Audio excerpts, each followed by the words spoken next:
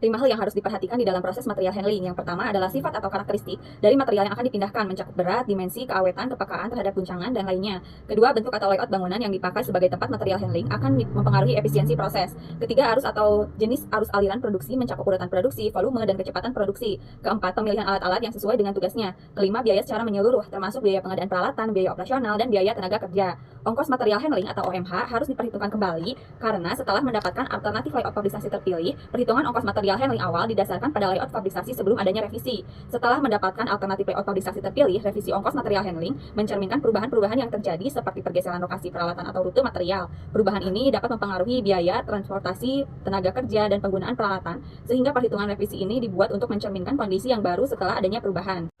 Di sini saya akan menjelaskan mengenai perbedaan perhitungan OMR awal dengan OMR revisi, di mana OMR revisi didasarkan pada AD awal dengan mengetahui terlebih dahulu koordinat sumbu X dan Y dari tiap departemen. Hal tersebut guna penggunaan metode recliner distance atau perhitungan jarak dengan penggunaan titik sumbu berdasarkan garis lurus.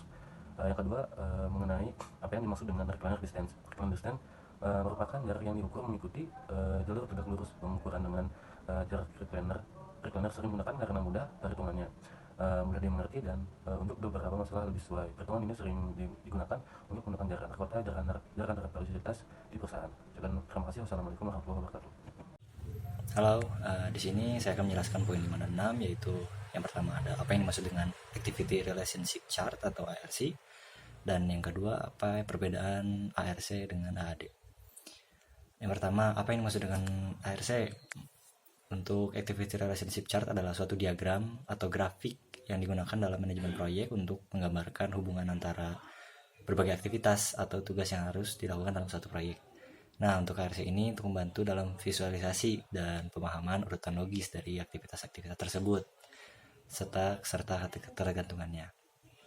Lalu untuk selanjutnya, untuk perbedaan utamanya ARC dengan AAD, yaitu yang pertama untuk Activity Relationship Chart, yaitu ada pada hubungan dan ketergantungan aktivitas dalam proyek. Nah, ini membantu dalam memvisualisasikan urutan logis dari aktivitas tersebut dan bagaimana aktivitas tersebut mempengaruhi atau bergantung pada aktivitas lainnya.